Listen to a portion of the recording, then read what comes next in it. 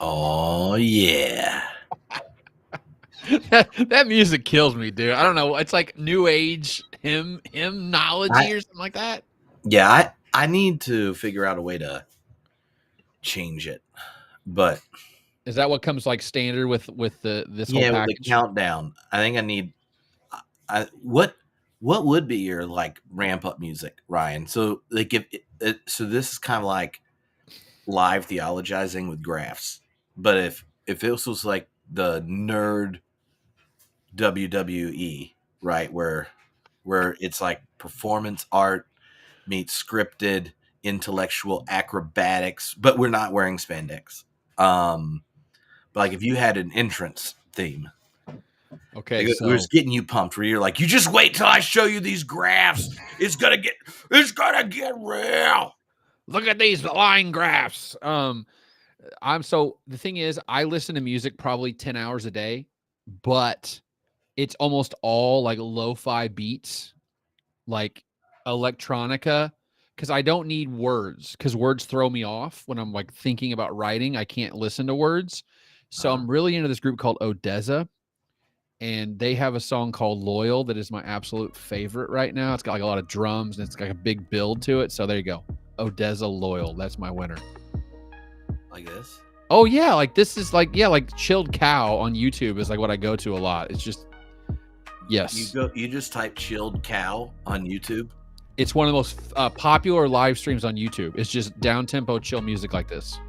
While the video's just like pounds of ground beef in a freezer. It's a Japanese anime girl typing on her computer in a loop. Oh, there you So go. it's really popular, man. When actually before I start class, like I put it on the whiteboard for my students.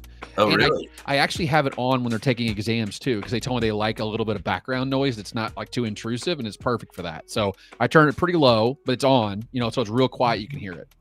Ooh. So there you go, man. Well, yeah, I don't.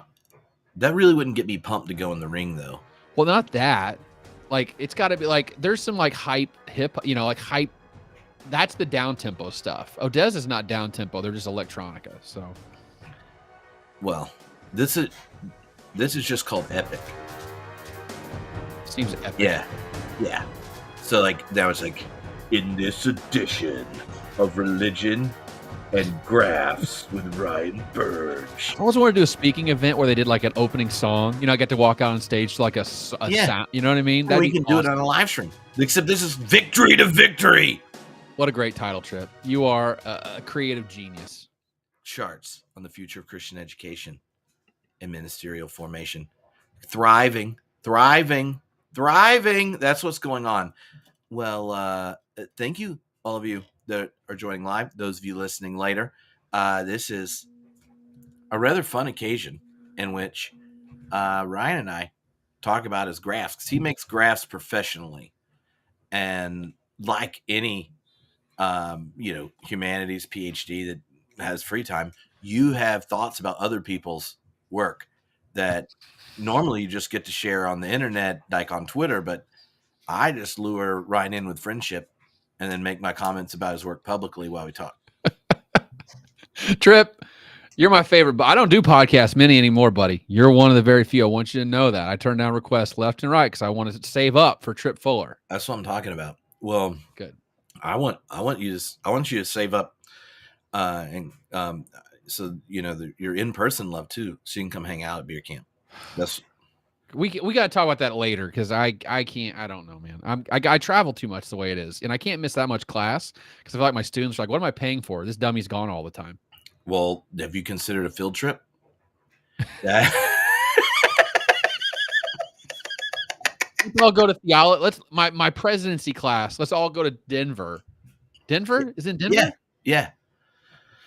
It's been like 6 years since we've done beer camp in the Mile High City, and should be. How do you decide the location? What's the rationale there?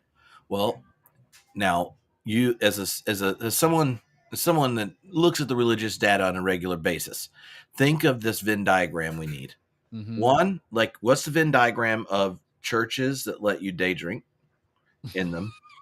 Yeah. Now, cities with an airport so that when I fly 20 different theologians and a bunch of podcasters all come hang out, that that I'm not, losing all my money. And then a congregation that's not just going to let you day drink, but is open and affirming and not going to tell me what we can and can't say, that kind of thing. Then say, well, how many of them hold 500 people, have space for multiple stages, and the technology needed to run a multi-stage event? Like, that's the VIN diagrams. How many churches in America fit that criteria? Like 5? I don't know, but if you are on staff or a member at one next to an airport where 500 people could day drink next year in October, then you can let me know, because we could be friends. And you could join. You could go to beer can without leaving your hometown. Yeah. Like, you don't have to leave your hometown. You just have a lot of planning and work to do before we get there. But then you don't have to leave anywhere. So it's all worth it. See? Yeah. So it's kind of like it's like a little quest each year. As more people come, then the number of churches that fit the VIN diagram that can hold that many goes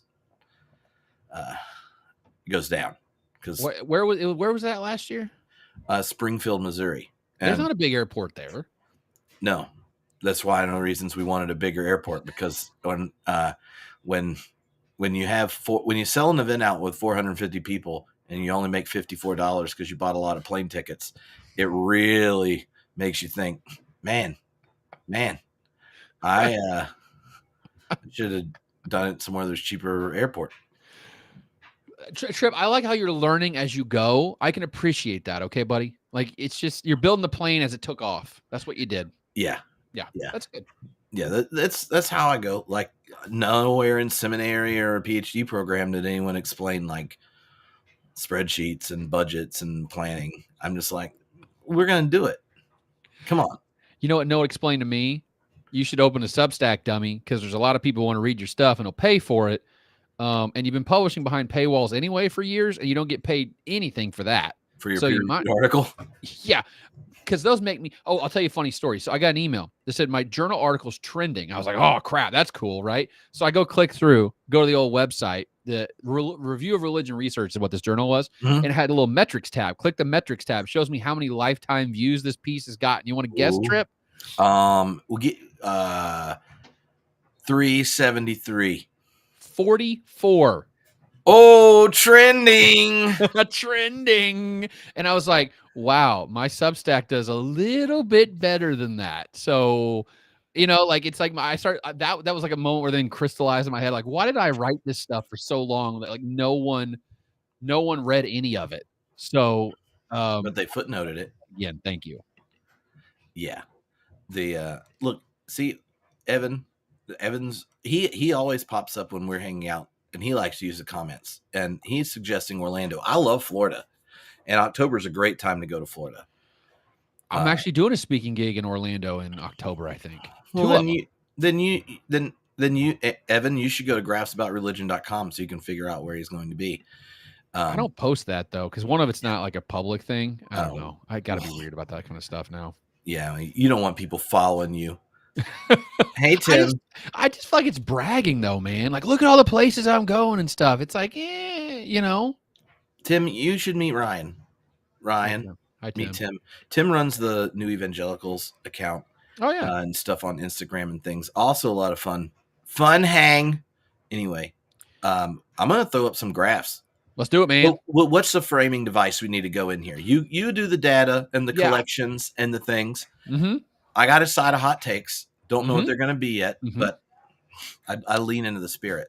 Okay, so I started with Graphs About Religion. I post 2 posts a week, which, boy, you got to start like kind of branching out from traditional survey data because it gets boring for me after a while. So I was like, let's start looking at other data that I can find that's like religious based, but not survey based.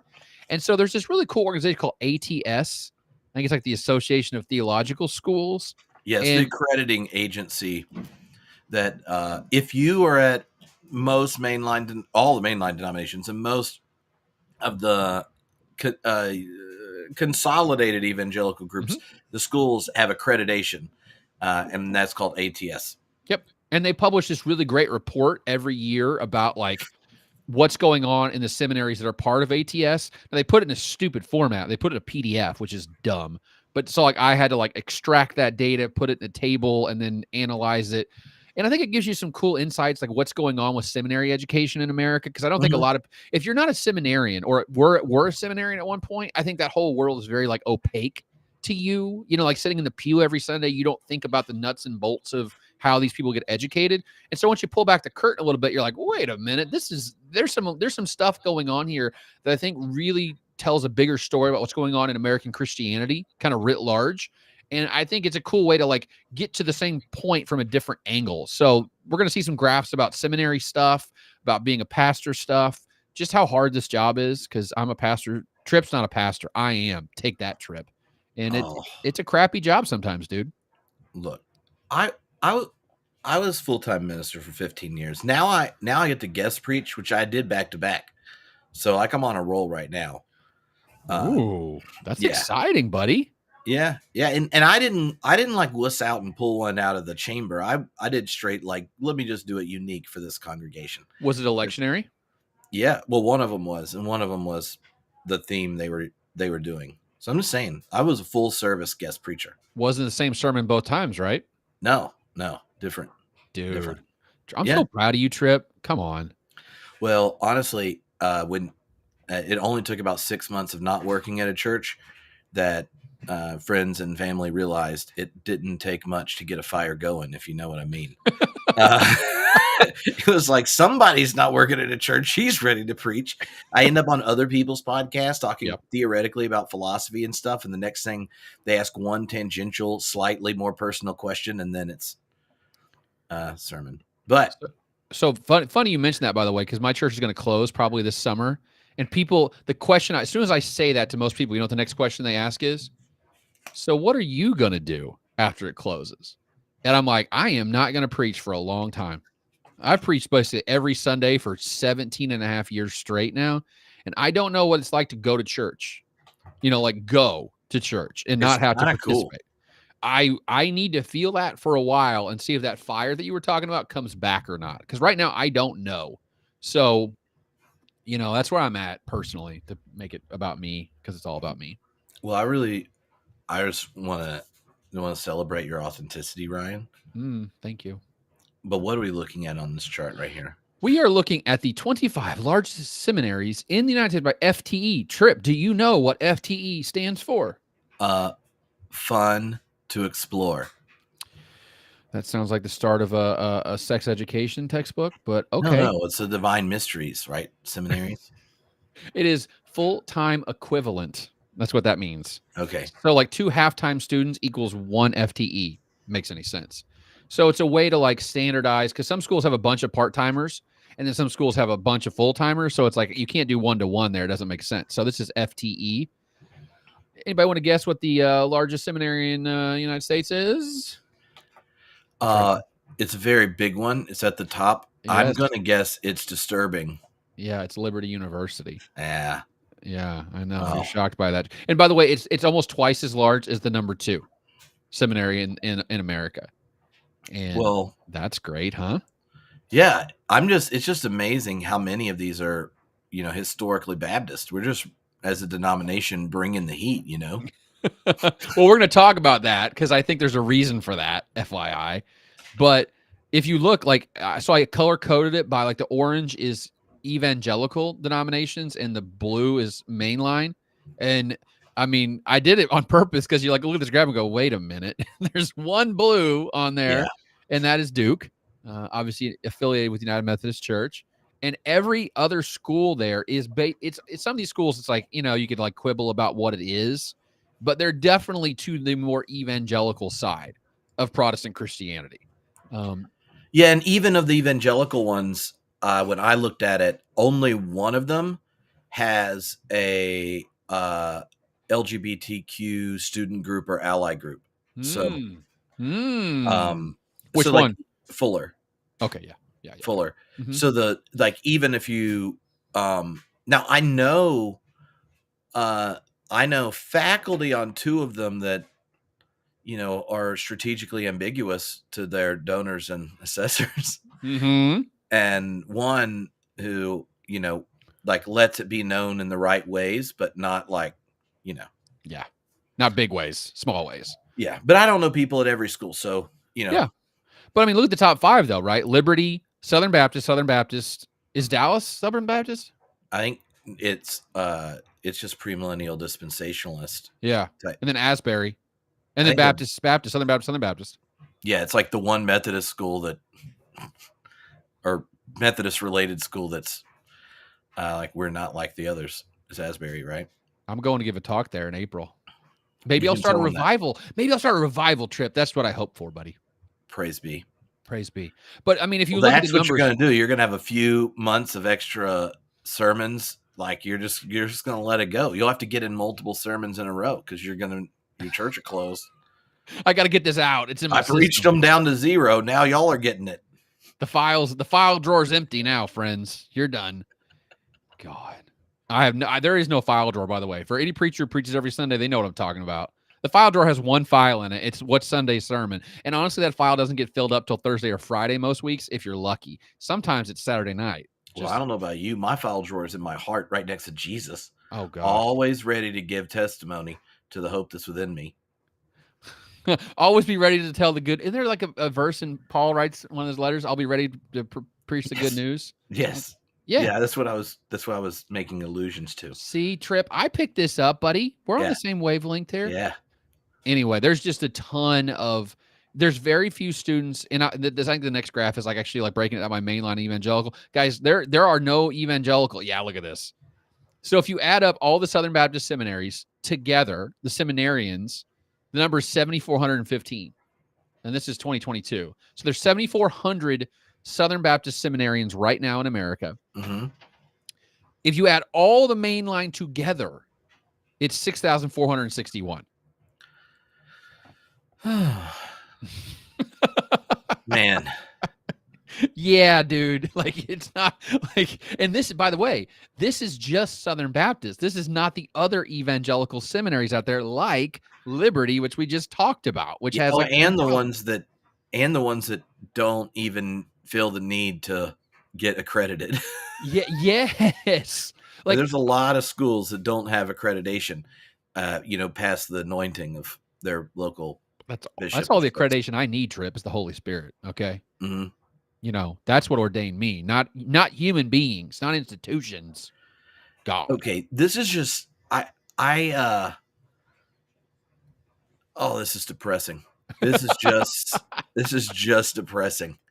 Well, think about it. Look at my denomination's the American Baptist. 636 American Baptist seminary. And by the way, it's all falling apart. Like I said, as an American Baptist, Scott McKnight's leaving Northern, which is probably our premier seminary at this point, gone because of so much turmoil and stuff going on up there. Do you know what it was?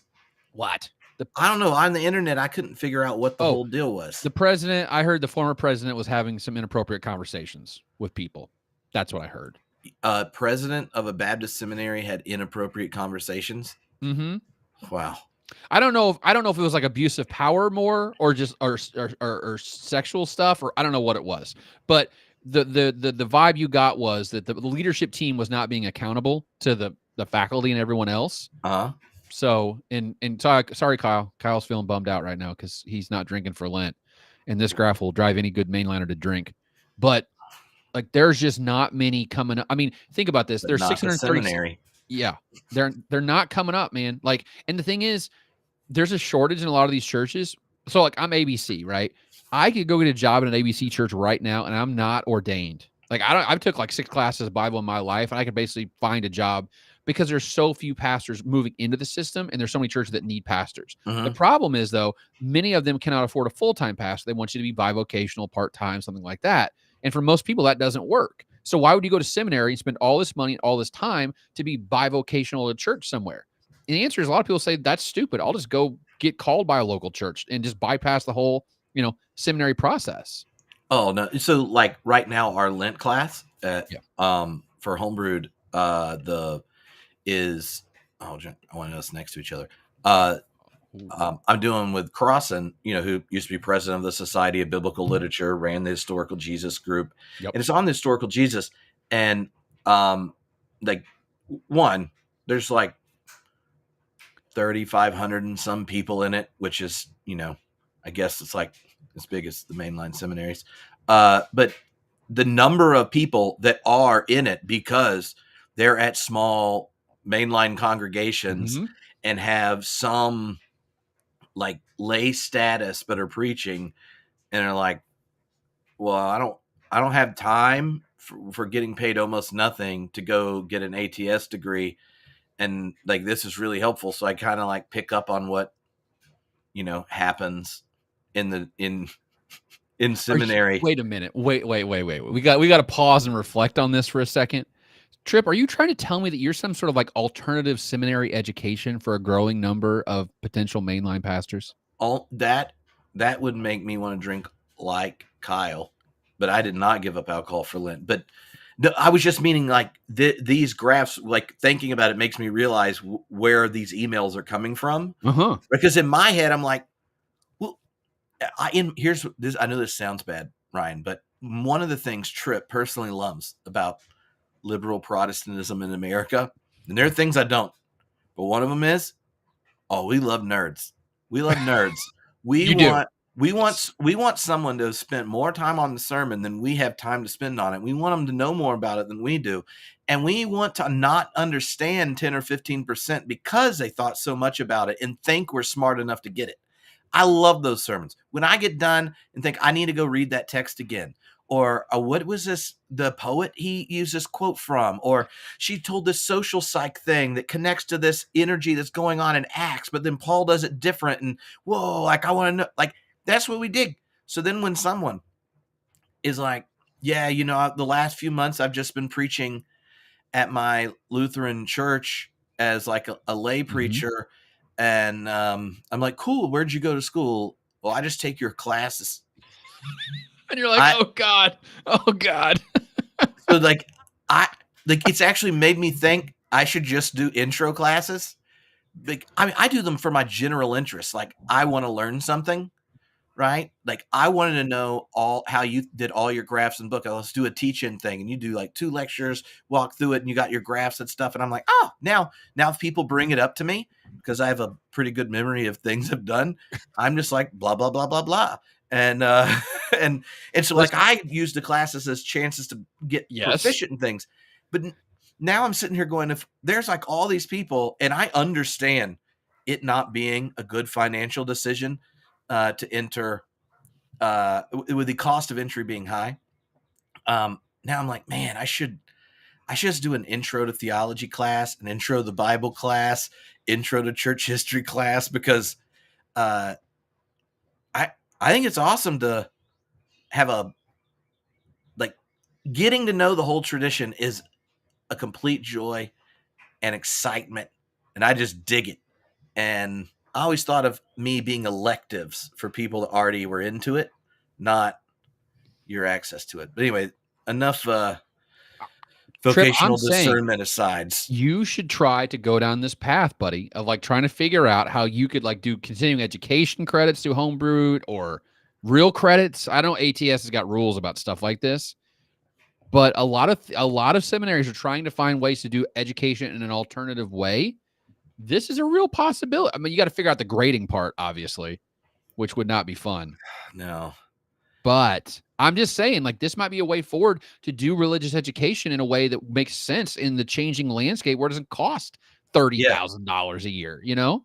One of the cool things, I just started as visiting professor at Luther Seminary. And I just turned in grades last night. So have you ever got Congratulations. done with a class? I've never given so many A's before. And I had to go check myself because I usually get told, Trip, we should be honest, there's a thing called grade inflation and you're not operating by it. Mm-hmm.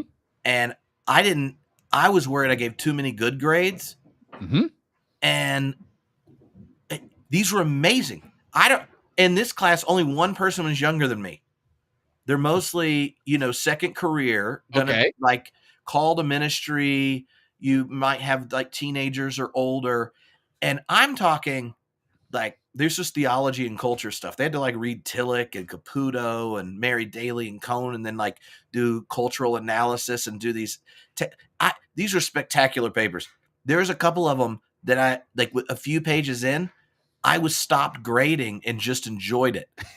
And so I now have higher expectations for people coming out of undergrad, because all I got to say is these Gen X people going back to be clergy, I want them to be my part-time preacher because they were good. I mean, like, it reminds me of what happens when you don't have to explain people what grammar is in graduate school. Where you're like, if you considered at least a Grammarly subscription, get you ChatGPT. That'll help you out. Don't worry about that. $20. Yeah. Come on. Oh, and yeah, Karen, that's what I'm talking about. Pass fail. I'm with Karen. I'm with Karen on this. I wish I could do all my grad classes pass fail. We actually cannot. It's like a rule at our university. But I'll tell you what, Trip, it's a weird feeling when you're teaching an undergrad and you're pretty darn convinced that they're smarter than you are. Or at least at their age, they were definitely smarter than you were at that age. I have several students like that right now, and I'm like, oh, God, they're going to think I'm a dummy, because I am a dummy compared to you. Like, I did okay in school, but I wasn't like perfect score ACT good. And these kids are like 34, 35 ACT scores, 4.0 GPAs. I was like, oh, that wasn't me. It's like, that is a messed up experience, because you go, you want to teach the class? I'll go sit back here in the corner now and you can do the work, because obviously you're smart. But I'm with you though, Trip. When you teach a student where it's like a joy to read, it's just fun to be like, you're teaching me something. I'm learning. I don't have to worry about your grammar. I'm not doing track changes. I'm just reading for my enjoyment. It happens very rarely, but those little like drips and drabs are enough for me to get through a bad semester. Because sometimes I have semesters like all these kids are dumb. Like the future of America is doomed. Then you get 2 or 3 great papers and you're like, all right, we're going to be fine because these people will do it. Yeah. Well, I'm just saying, if you're in one of those churches, if you're Lutheran, I got a class roster of Gen X second career ministers who they meet all the nerdy things.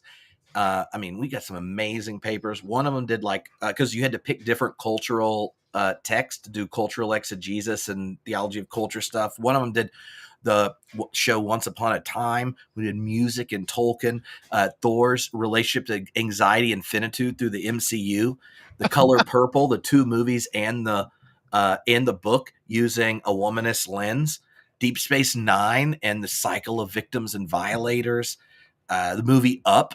It was just spectacular. Anyway, but why I said this, I found out a lot of mainline denominations and seminaries now are doing basically full funding at the denominational seminaries for people in their own denomination.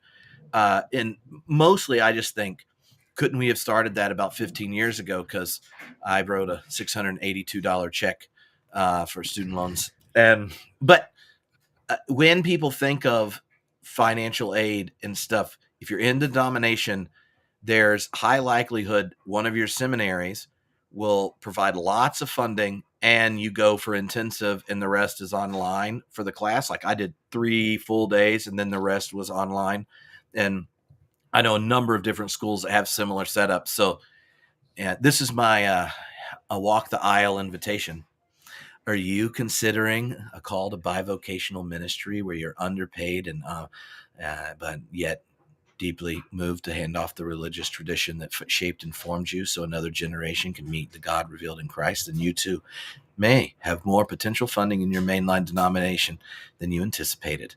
And every head down, every eye closed. Yeah. I see that hand. Yeah. I see that hand.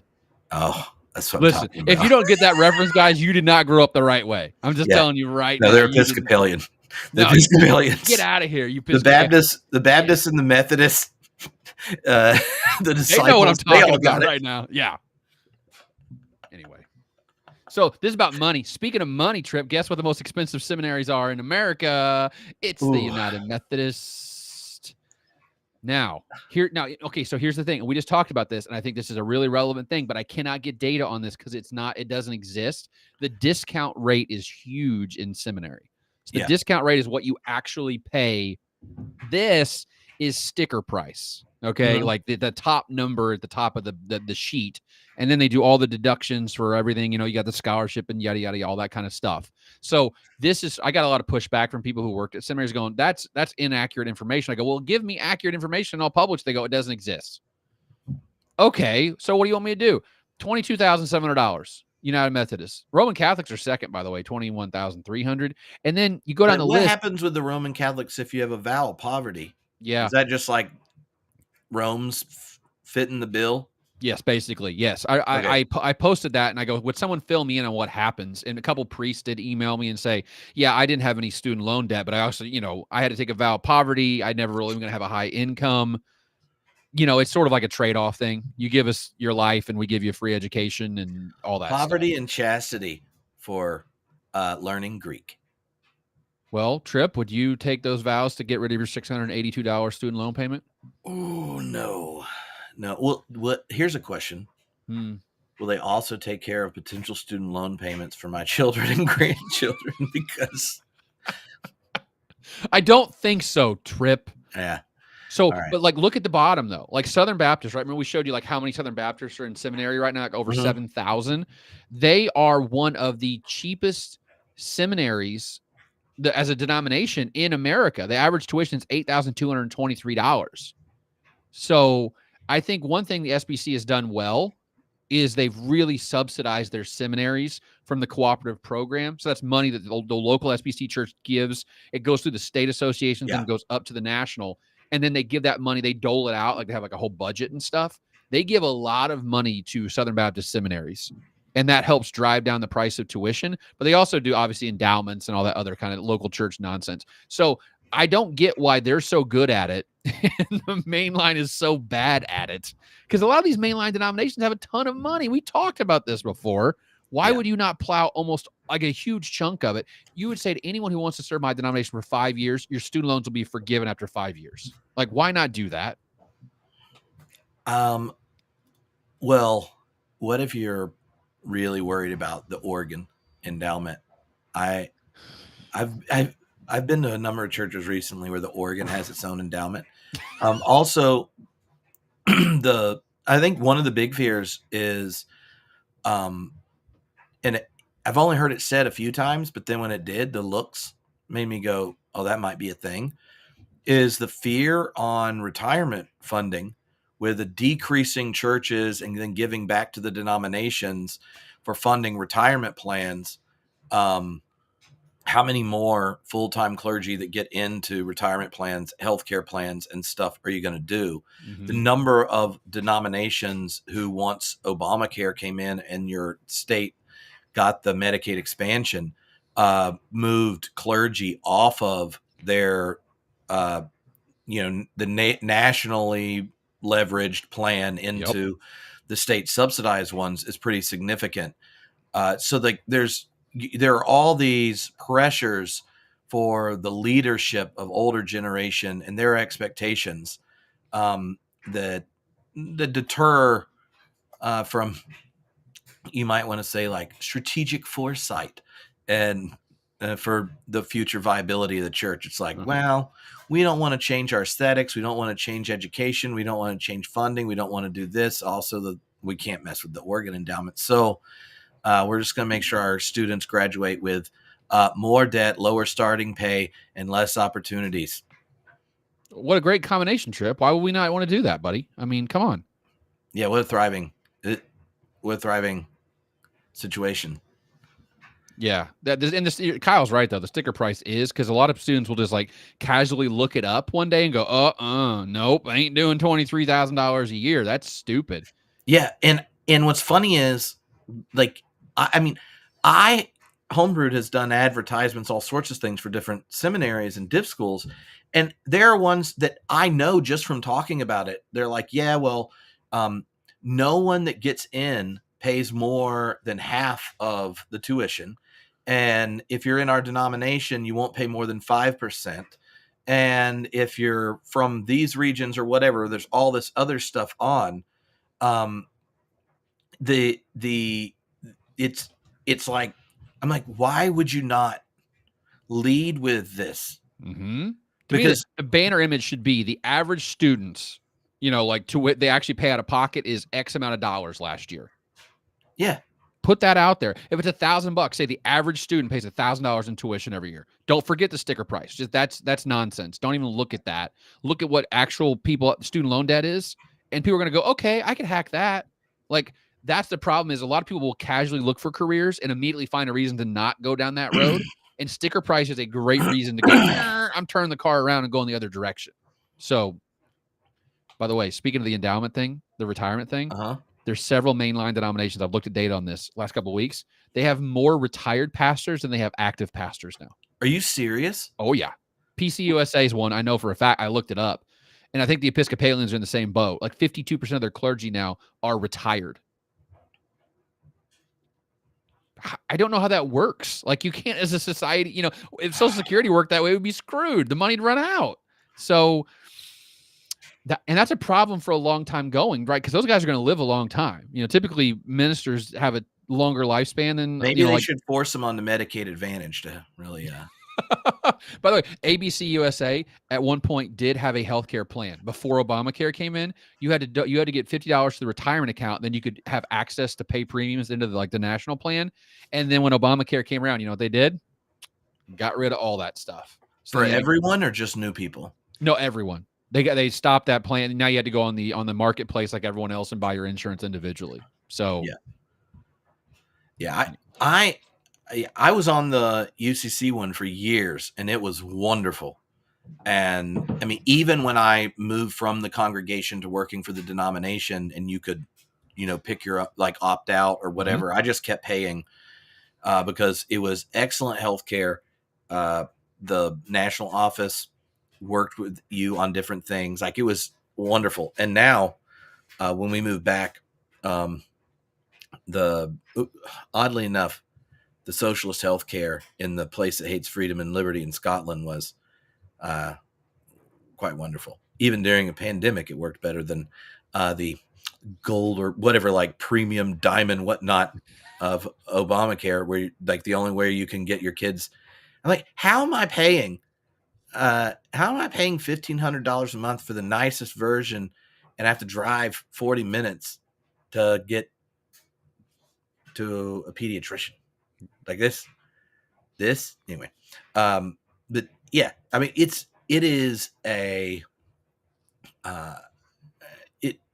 idea that you would want the people that you're paying to show up on everyone's worst day in hospitals and bad news to now be in a situation where they have to spend 6 hours a month on the phone to figure out how to get their family to do something or actually get them to pay for something and things.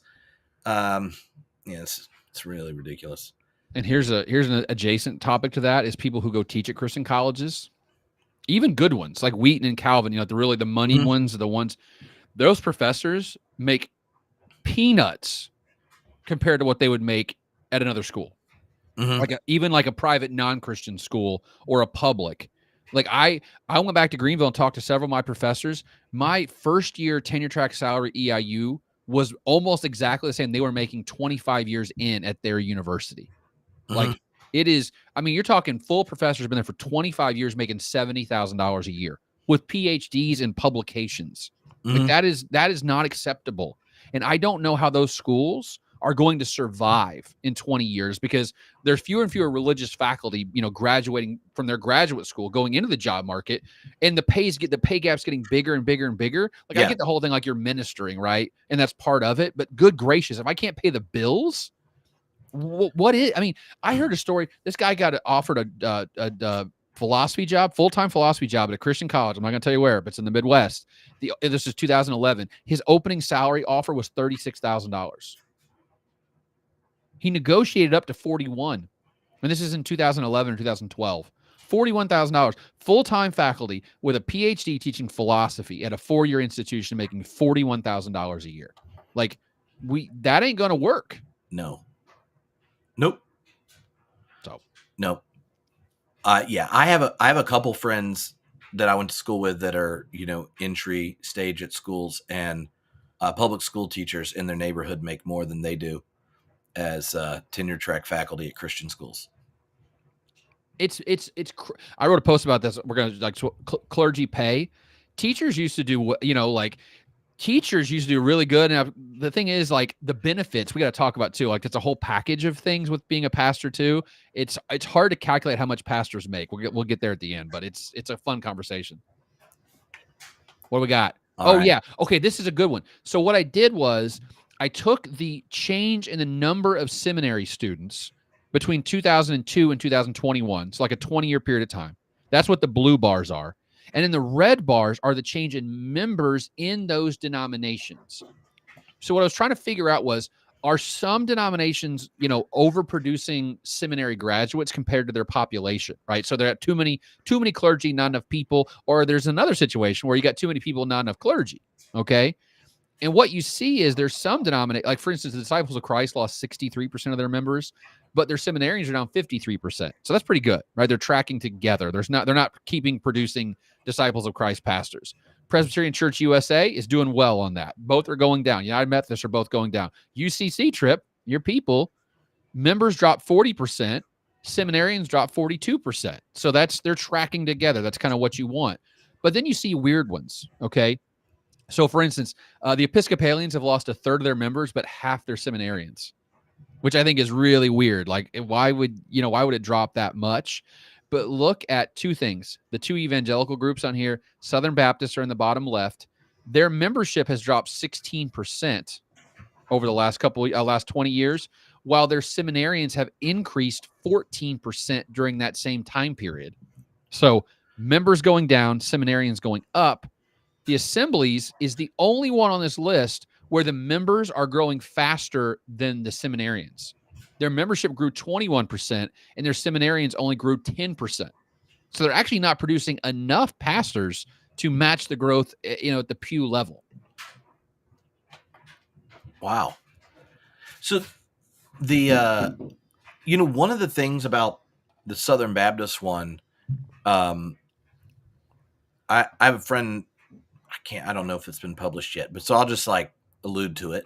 Mm-hmm. But one of the things in his upcoming book, looking at the international impact of kind of right-wing American religion and the way it's playing out internationally, is actually tracking the change at the Southern Baptist schools from American students to international ones. Mm-hmm. And that one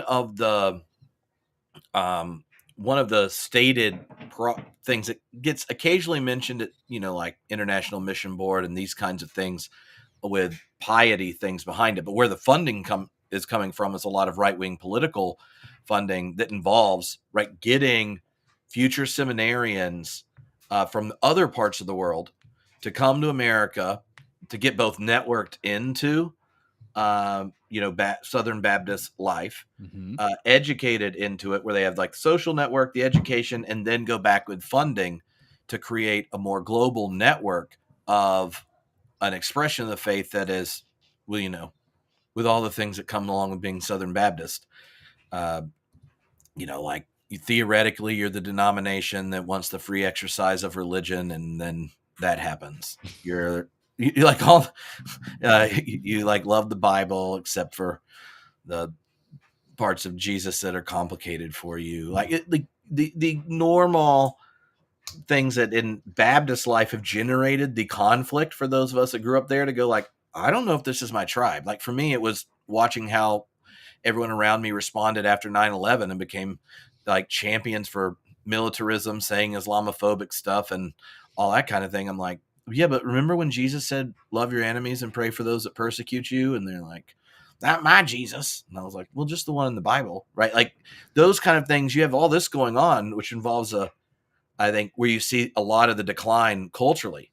But when it goes to internationally, the funding for global missions and then the desire to be the educator for the places the church is growing globally, they in the proofs of the book I read, he's making a case that this is like a strategic thing and something other parts of the church have to think of, that what's being exported, it may be a dying expression of the faith in America, but it's being exported and growing elsewhere. And they're being connected socially, intellectually, and woven in through funding to a different vision. Have you watched God Loves Uganda, Trip? No, because I already know God loves everywhere. No, this is a documentary film about evangelicals going in Uganda and basically inculcating evangelical theology, right? About especially gay people. So now they try to pass laws in Uganda. It says that sodomy is a capital crime, and Mm-hmm. it results in death. And the argument the filmmakers make is basically it's Western evangelicalism. It's like colonialism by different track, right? Which is training these seminarians up to go back to their home countries and teach the people on the ground that homosexuality is sinful and needs to be eradicated. And that's changing policy in a lot of these African countries. Mm-hmm. But I'll even spin it even further than that. You know what I think a lot of Southern Baptist seminaries are doing right now? They're producing the next crop of non-denominational church pastors who plant with Acts 29 and ARC and all these other church planting networks, because we all know the theology of the average Southern Baptist church and the average non-denominational church in your community is exactly the same. Yeah. And And they get, it's like the, and then insert a noun. The refuge, the ark, the rock, the the journey, verge, the the ramp. journey. Yeah. Yeah. The something. But what's funny is those churches are the strongest competitor to the SBC in America today. Like the non-denoms are cannibalizing former Southern Baptists who like the theology and culture, but do not like the institutional baggage with the scandals and the sex abuse and the cover-ups and all that stuff. So they'll leave and go one click away, which is the non-denominational church down the street. So the SBC is actually in some ways subsidizing their own demise by raising up these pastors. And they don't have any data on this, by the way, because I've asked, I go, where do your pastors end up? Like, do you have like tracking data? They don't do this, but I would They don't like do alumni surveys. They do, but you got to think who answers those. Probably Southern Baptists who are proud Southern Baptists. Yeah. You get what I'm saying? You don't get a good random sample, but I think you and I both know that SBC is cranking out a ton of non-denom pastors right now who are using that subsidy they get from the cooperative program to get their education and then go and basically, now they're not doing this like consciously, but subconsciously they're undermining the thing that got them there, which is the SBC and the cooperative program, by drawing people away into these non-denom evangelical churches. Do you think part of it is, and this is something in a previous hot takes about graphs and religion you pointed out, is that they take something like evangelical is now you could have evangelicals that aren't Christian, that this shift where religious identity is now downstream from political one involves all this self-sorting and this kind of thing, that that as fewer and fewer people, even in Southern Baptist churches, know their church is Southern Baptist, because church plants from the late 80s on, where you would minimize your denominational affiliation in the seeker sensitive movement. So like if less people's church identity is their distinct expression of Protestantism and their denomination as the funding that sends you from Baptist youth group to Baptist college to Baptist seminary, with Baptist camps that you go to and then work at, and then mission opportunities you go and work at and then lead. Like, is that whole infrastructure of the 70s through the early aughts dissipates, then what is it that those seminaries represent? Like in that whole time where they had like a train sending Baptists to Baptist schools, in that time, the denomination got more and more conservative and starts kicking out more and more people. So what is it that is at the seminary are people that believe X, Y, and Z at this point, and that X, Y, and Z now is just white evangelicalism, not distinctively Southern Baptist, because now they aren't even sure Russell Moore counts, and his junk was out firing half of my former professors. And like what did those seminaries keep around? The people that ran the takeover that were also keeping the squash on rumors about sexual abuse and misconduct, right? So why would you want to be associated with that particular brand? But the schools, it represents a kind of post-denominational, authoritarian adjacent American evangelical-ish for white people thing. And that, yeah. So to me, that there's that, the other side of it is We also don't know what seminary education is going to do when an increasing number of people, their religious identity is not what the division of identities that existed in, like, when these seminaries were formed, right? Yeah. So, like, even take a mainline, the Methodist schools. Now there are the Methodist schools that are inclusive and the Methodist schools that aren't. And then the Methodist schools that are so ambiguous it pisses both groups off. In the you get that within Lutheran denominations. There's fights about, are they a part of this group or not? But the dividing lines and then who goes where are so different than even 20 years ago. Um, why you pick a school or not could really vary. And in mainline schools, that's turned into where denominations, say like Disciples of Christ and UCC, have developed in areas of the country where more people are part-time students.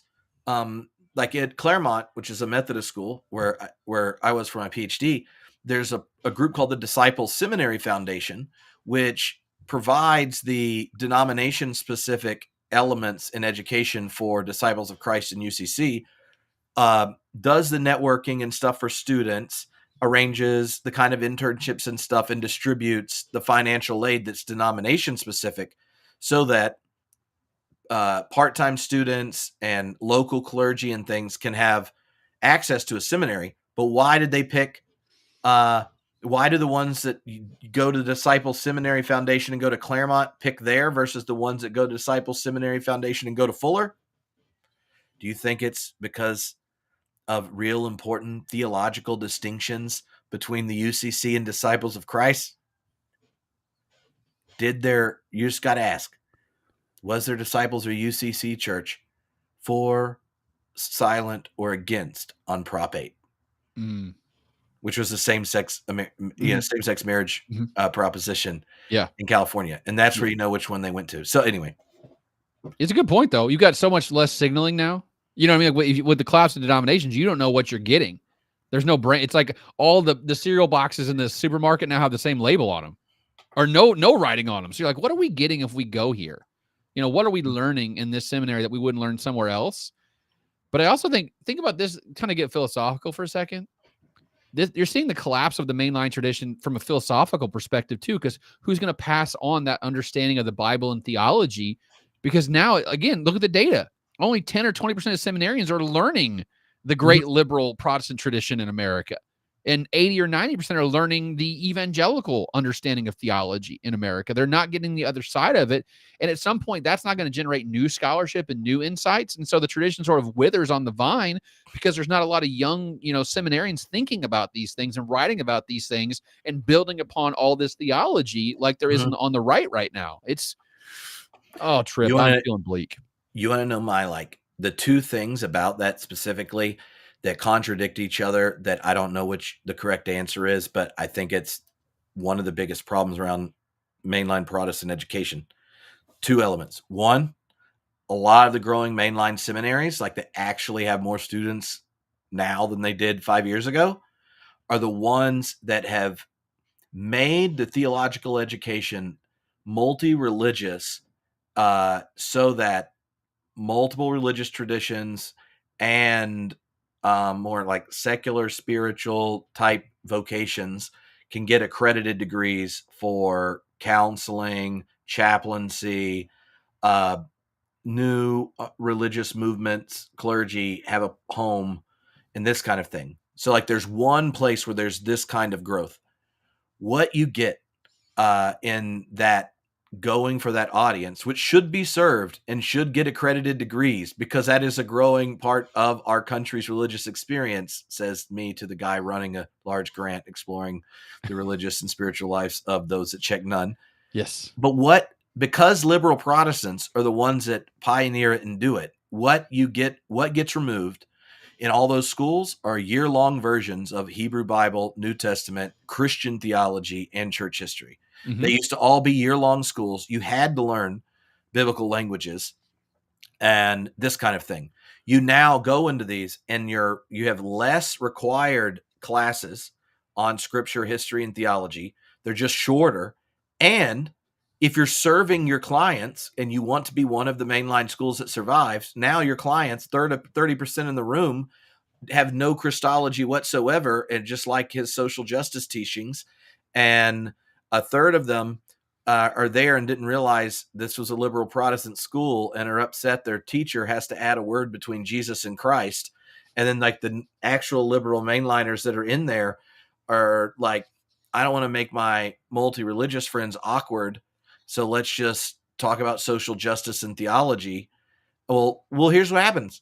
Then you have preachers and ministers that don't even have the unique thing that liberal Protestantism, especially in America, used to do.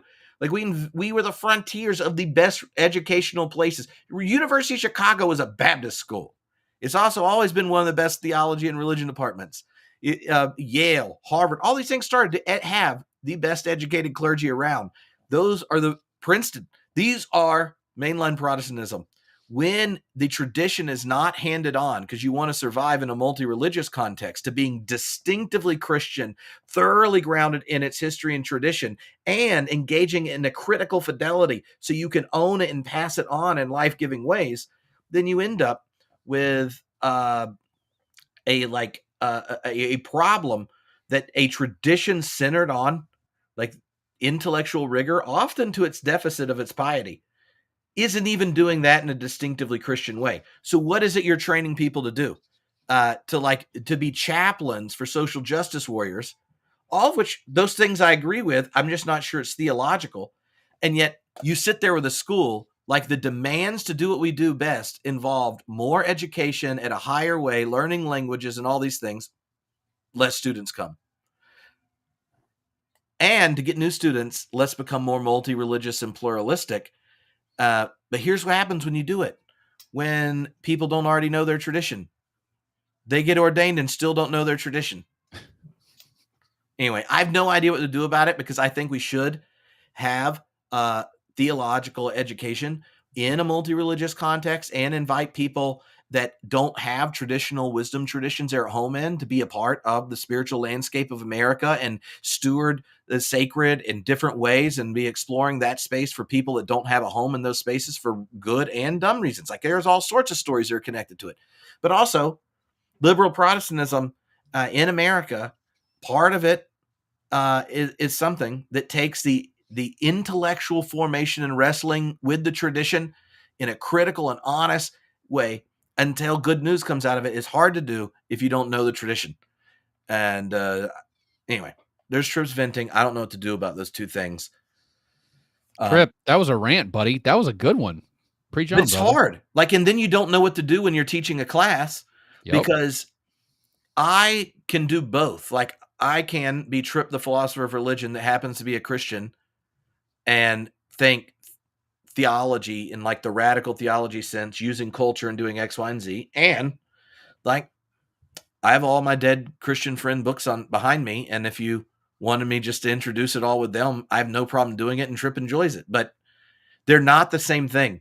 And the way the tradition functions as authority is so different that I don't know what to do with it. There's no way out, though. That's the problem. There's no way out because you got to think, what does an average mainline pastor want from a seminary, right? Do they want to read? That they can pay off their student loans? No. Exactly. Do they want to read Derrida? Do they want to read Foucault? You know, like what do they want? I think a lot of seminarians go to seminary to learn like the nuts and bolts of being a pastor, not necessarily the high. So I think almost in seminary education, there's a bifurcation, right? There's actually this in political science too, by the way, because there's political science and there's public administration. And PA is very like practical, HR, budgeting, city management, nonprofit leadership, things like that. Then there's like PA, which is like realism and institutionalism and like all these high level theoretical stuff. And the students that we get, you know what they want?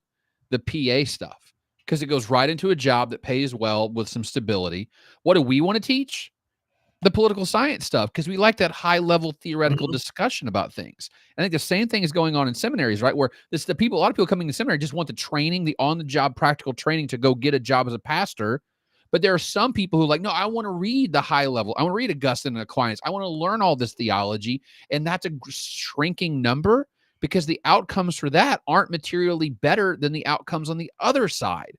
And at the end of Right. the day, the outcomes are really what matters in terms of jobs and, improvement and all that stuff. And I think more and more students are more focused on learning as a like as a means to a vocation, as in learning as a vocation. Mm-hmm. And I think this is actually like a good setup for the next chart, because if we went in a time machine back 50 years and looked at vocations, which are the vocations that get the highest social recognition and prestige, and which were the vocations where um, you, there's compensation correlated to the amount of investment in it. The social prestige and financial outcome of clergy, especially in mainline traditions where you're Yes. asking more intellectually from education for jobs, are very, very different. The I can't remember who, one of these things, where you're one of the speakers and the other people are like way more practical, but they're like, he's going to talk about culture and religion and stuff. Yeah. And I think it was at a Methodist one where I did it, but they charted um, the uh, where the clergy, the full-time clergy of full-time senior minister, associate, and youth minister, where their starting incomes were compared to the median of the congregation. Mhm. And it wasn't until the late 90s that the starting salary for all three full-time positions was in the top half, right? Yeah. Yeah. But I've never made as much money as I made as a youth minister at one of the only big UCC churches in California. But they hired someone coming with a PhD program that had grown youth groups, and they were like, he's good at this, let's go get him, kind of thing. And and with the people that have come after me at that church did not, like, that was not their starting rates. And the thing is, you won't get rich as a pastor. You won't even do well as a pastor. Like in most of these churches now, if your total compensation package is 65,000, oh yeah, this is so. Trip, do you know what the average salary of a clergy member in the United States in 2022 was? No, but I bet you're going to tell me. About $55,000 a year. 55,000. The average pay of all employees in the BLS, Bureau of Labor Statistics, they do this kind of stuff, was 54,000. 1% different. The average clergy person in America makes 1% different than the average person in America. Now, but I will say this. Let me roll this caveat out in the room, which is that housing allowance does not count as wages for the BLS. And I think you and I both know that lots and lots of churches will pay you $40,000 in straight wages and then $25,000 in housing allowance, because the housing allowance is not taxable. Mm-hmm. So you're basically making more than 65,000 because your taxable, your percent that's taxable goes down. So you're actually making more because of that. So that it's hard to really calculate how much pastors make, because so many churches are using, and some people would say exploiting, the housing allowance exemption to basically take half the pay and divert it into a non-taxable account. Yeah. Yeah. And the reason that happens is clergy don't just serve where where they're born, and so if you're going to move between churches and want, let's say you're a Methodist bishop, to be able to move people between churches in your area, you need to have some kind of constant compensation based on where they are and expectations. But also, you don't want clergy driving an hour to get to their church, right, where they're serving. Mm-hmm. And so the housing allowance was a way for clergy to be able to exist in the neighborhoods the church are in when they personally aren't going to get paid enough to buy in or rent in that area. And this was a change in the tax code a long time ago, but part of that was when you could no longer, right, as middle class people returned to cities, you couldn't expect the churches to actually have parsonages, which are church owned homes for families. when you have a growing churches in an urban area, that would require churches to purchase homes in a growing, vibrant urban area. So what do?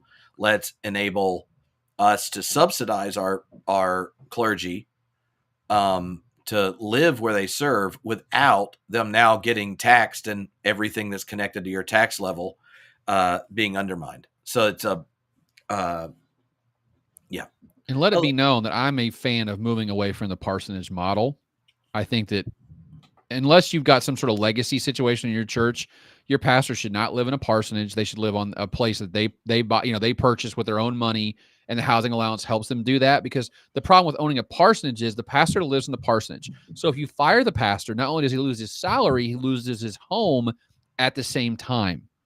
And that creates a very bad incentive structure, I think, for pastors to not be controversial, right? Not preach prophetically, try to make the entire congregation happy. And part of your job as a pastor is to not make them happy. So I think that, and plus also most churches can't even afford a parsonage just from a financial perspective, because you got to carry the cost of maintenance and upkeep. You got to have someone on the staff of the church who basically goes to the parsonage and fixes stuff. It just creates this weird incentive structure that I don't think is very beneficial for anyone. And the clergy exemption, by the way, was reaffirmed during the Bush administration. It passed unanimously through both houses of Congress.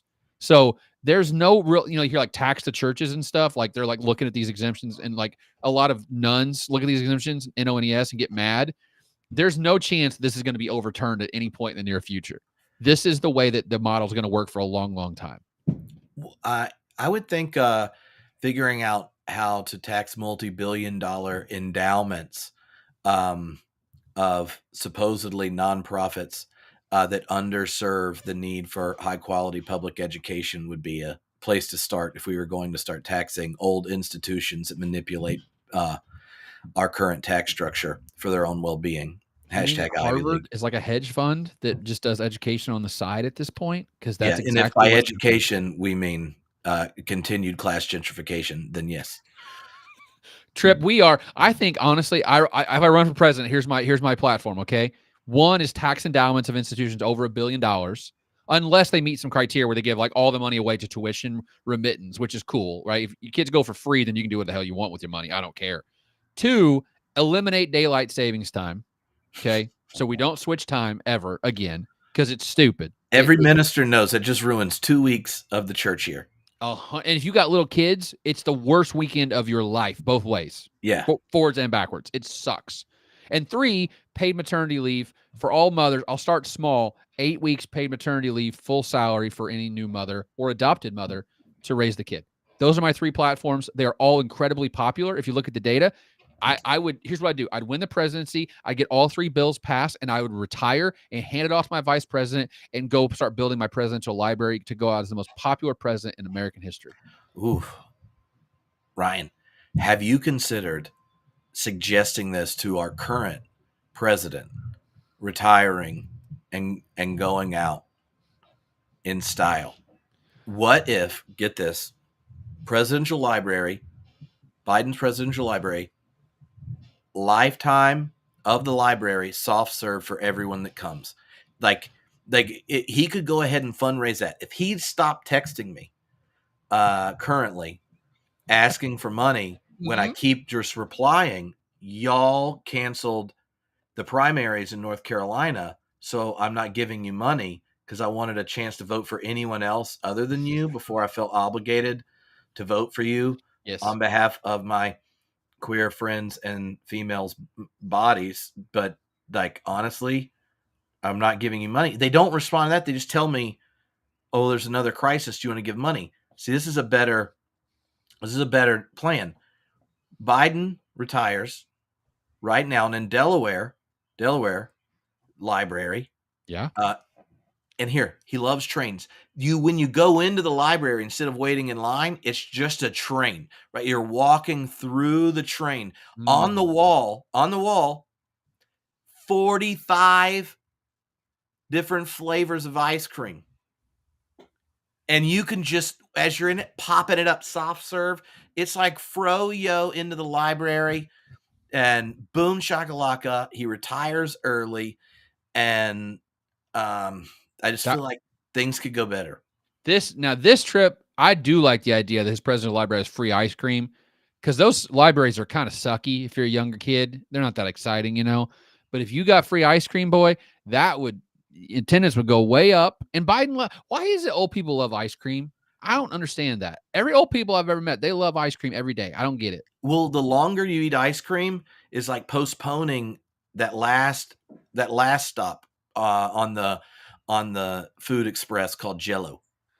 Ooh, that's Right? a good That's like point. your parting shot Yeah, is it's easy to Jello. eat. And you also think, you know what? My cholesterol's high. Who gives a crap? You know what I mean? I'm going to keep eating ice cream. At this point, it doesn't matter. I'm 90. If I I die, I mean, die. I would think that if he wasn't volunteering for 5 more years right now.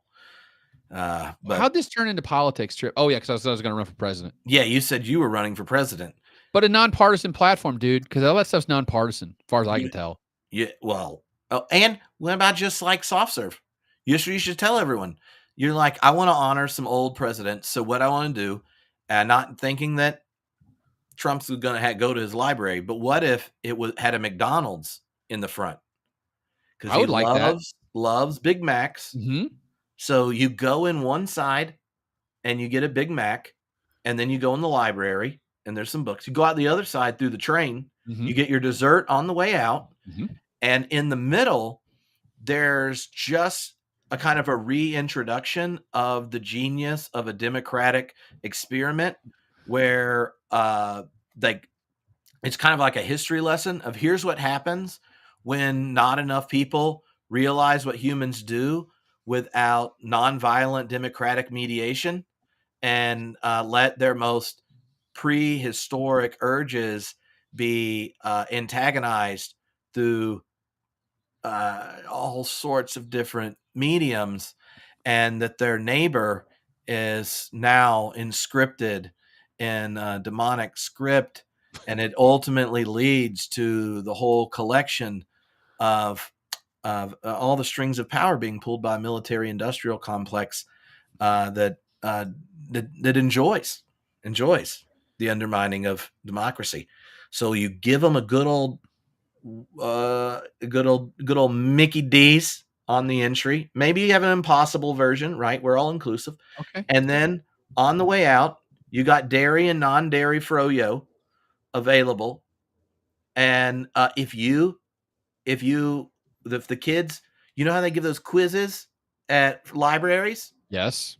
where you, oh, go find this and these kinds of things. So Yes. in it, you go through it, and Biden and Trump holograms are teaching you these important moments where the democratic experiment went through difficult times, Mm-hmm. and we had to like learn and grow. Like that, the all men created equal thing was a promissory note, and all these kinds of things. Like you go through it, and like you fill out your little thingy. For every one of these moments, democracy learned a lesson. You get to add an extra topping on your froyo when you leave, and if it represents an ability to recognize a gift each party brought, then you get McDonald's fries to dip in your froyo with extra toppings. Boom shakalaka. Now every fifth grader's favorite presidential tag team library. You bring up an interesting question here, Trip. Where is Trump going to build his library? Is actually in a folder in a bathroom in Mar-a-Lago. There needs to be that bathroom in the presidential library, like a actually, total with boxes in it. You know what I'm saying? Yeah, Perfect all recreation. 5 pieces of paper he read while president are in the library. It's got to be in Florida, right? He's not going to build it in New York. No, he's not building in New York. I actually don't think he's going to be legally allowed to have businesses and things in New York, so he wouldn't be able to have him or his family on the board. No, sir, you can't build a library here. Why? Permitting? Nah, you can't legally operate a business in this state. So, that's funny. That is funny. It's a funny question. By the way, I was waiting for Commie Trip to come out. It'd been an hour. No Commie Trip. There it was. Commie Trip came out. I appreciate that, buddy. Hey, look, the military industrial complex is a problem for both parties, and you want to know what I was thinking? We'll see if this stays in the actual podcast version, Ryan. Okay. You're thoughtful. You think about how to present things. Okay. All right. Okay. So here's a question. So yesterday I was reading news, and over half the Democratic Party currently identifies what's happening in Israel Palestine as a genocide. Okay. Okay. Well, if you think that, which obviously is half of the Democrats, and have the obnoxious insistence that you are subhuman should you vote for anyone other than Joe Biden, whether you vote for Trump or a third party, because democracy hangs in the balance. Those 50% think democracy hangs in the balance so much that you'd vote for someone who's funding and enabling genocide.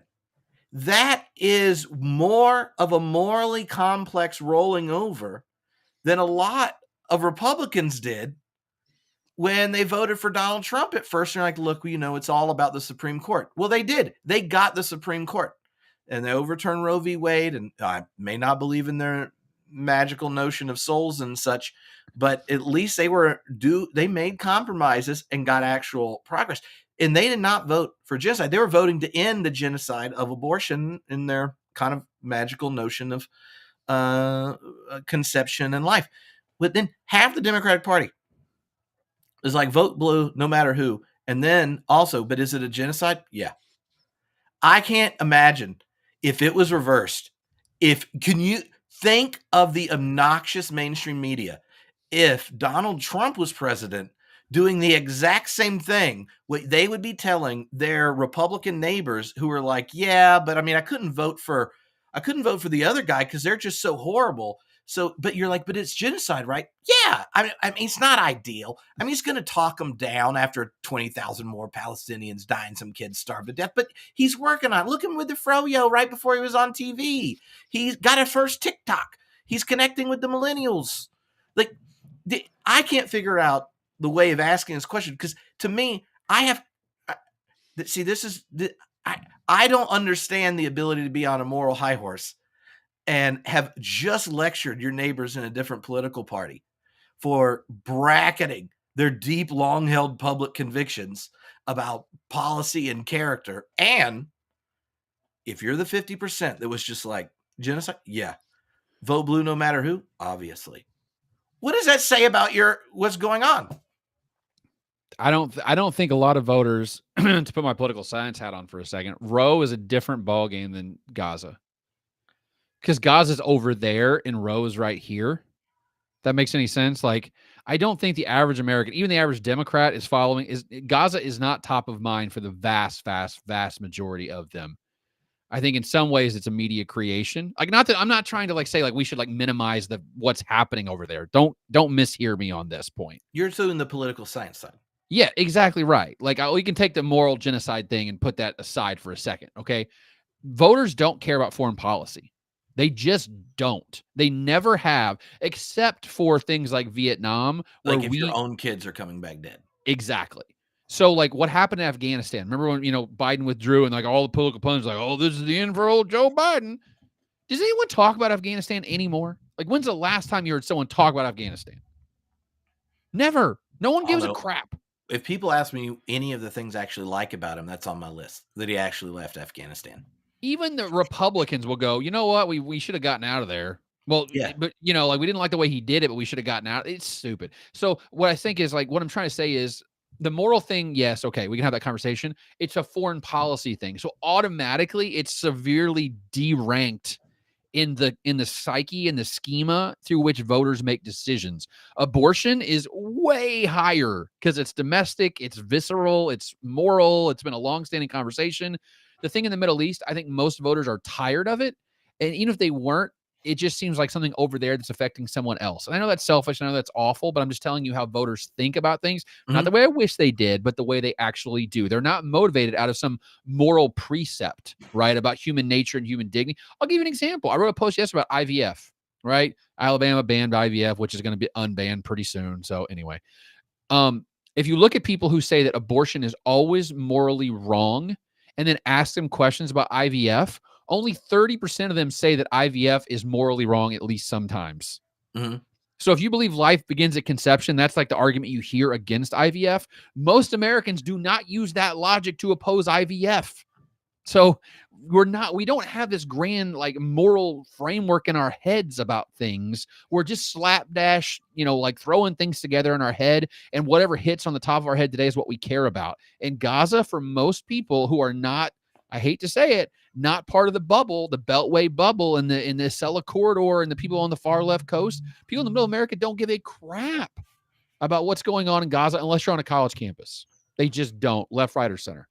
What's the I get the people not caring. I think one of the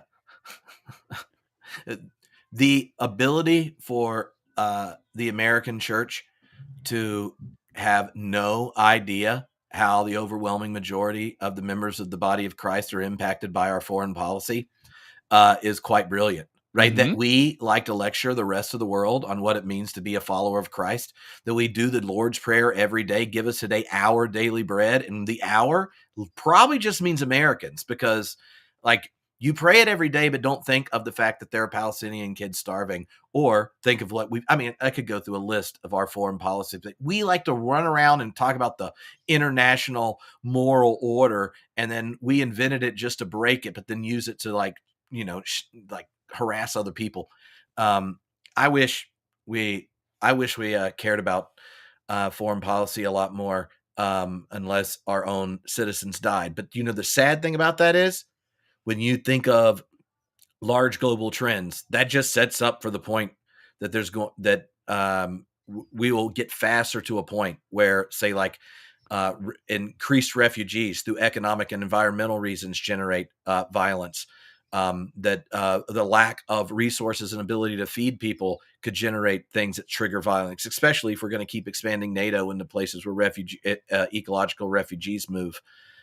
Access to the kinds of minerals and things in places where we're supporting dictatorships and pretending we support democracy can set up violence and trigger wars. Like the inability for the American church to think about how foreign policy is essential to honoring the dignity of our neighbors that aren't citizens drives me up a wall.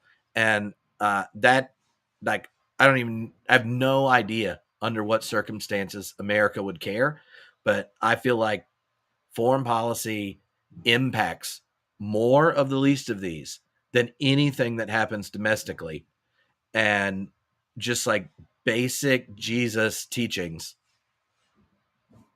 are about people that aren't Americans in an overwhelming majority of the time. And the ones that are Americans that would fit in the category Jesus has the deepest solidarity with are the ones both parties manage to manipulate, keep labor low, so that we can exploit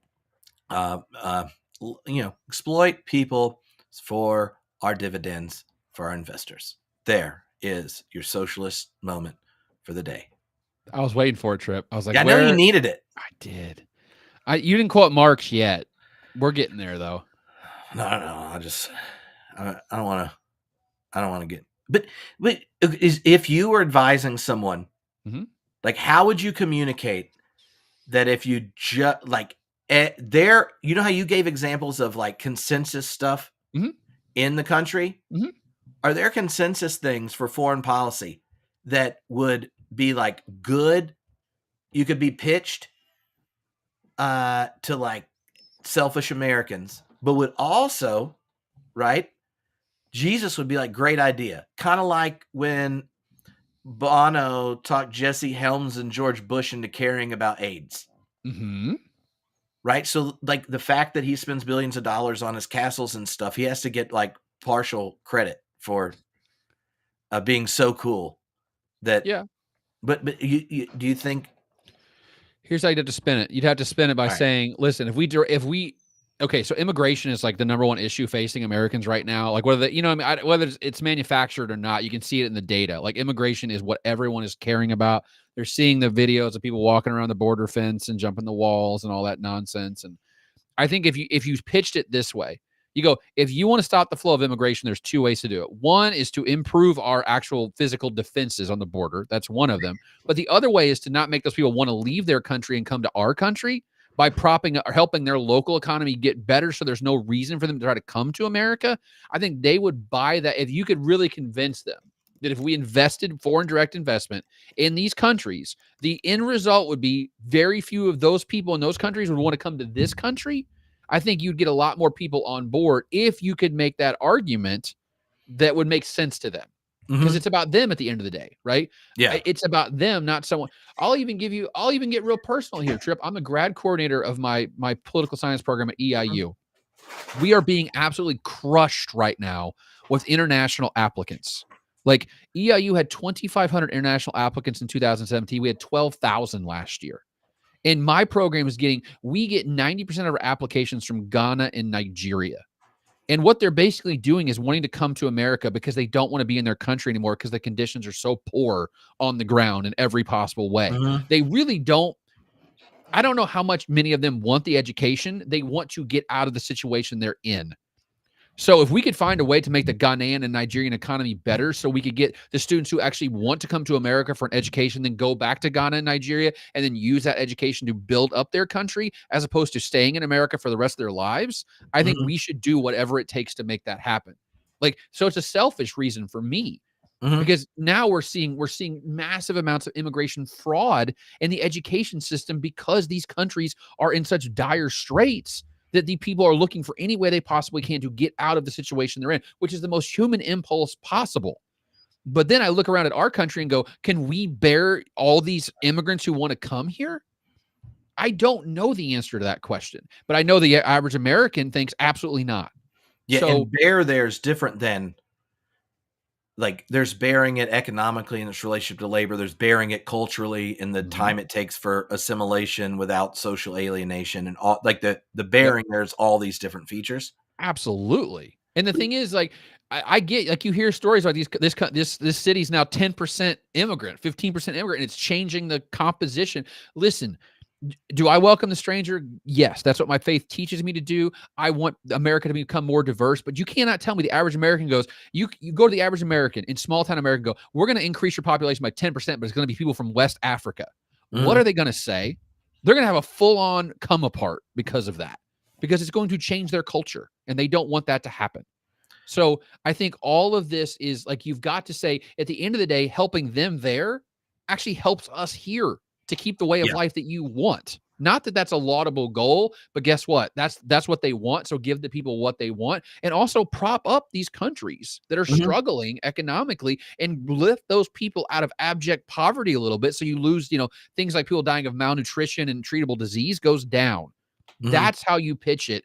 But we can't have that conversation right now because the immigration debate is so caustic and xenophobic and racist and all those things that if you speak out against immigration at all, you look like a racist. Or if you speak out in favor of immigration, you look like a hardcore leftist. Like, there's a lot of gray area between those two poles, Yeah. and we don't live there anymore. Well, I'm just hoping we don't do what we did in the late 70s and 80s, where we fund and train totalitarian dictators in the global South and train them to assassinate Jesuit priests for kicks and giggles, because a repressive regime that is propped up and supported by American-based multinational companies is better than a thriving democracy that has a different economic orientation than the only place Christianity thrives, America. So, Here's yeah. what I would say. As a political scientist, I want to train up these students to come to America and understand the value of democracy and accountability, and then go back to the country they came from and then enforce those norms and values on the leaderships of those countries to actually get responsive government in those places so they can dig themselves out of the situation that they're in. But unfortunately, the students who come to America, by and large, leave my program. They want to go to get a master's degree in sociology somewhere in Canada or criminology out in California. They Mhm. don't want to go back to the country in which they came from, which is kind of fundamentally not what the program was set up to do. Was to Mhm. help educate them in the American style. And by the way, this is colonization. I totally understand that, but I think teaching them the value of democracy is a good thing. Send them back to the country in which they came, and then raise up those leaders to instill those values in the public. Would pay dividends for literally billions of people, but that is not what the system is doing right now, Mhm. and that's a Yeah. problem. Yeah. It's a Well, I'm glad there's a few problems we didn't fix, but um, We I'm got just. one. We got one more slide, Trip. I feel like we got one more slide Oh, about. sorry. Yeah, You it's got about me it's about a going. paper that just published. No, give me the next one. It's like a All right. screenshot of Oh yeah, yeah, oh yeah. no. That's We've talked about we clergy talked salary. about clergy salary. It sucks. Yeah. So this is a paper that was just published, and the question was, what is about mental health with clergy? You know what the number one predictor of clergy having mental health issues was? Their political ideology being out of step with their congregation. Oh yeah. That is the number one predictor of mental illness. So what that means is most of rural America now, especially white Christian America, rural America is very conservative. So what that means is if you are a moderate or left of center, there is no church for you in most parts of the country in which you can work in. Mm-hmm. And you are just setting yourself up for mental anguish by doing so. That's a problem because the way I understand church and pastors should be, our job is to afflict the comfortable and comfort the afflicted.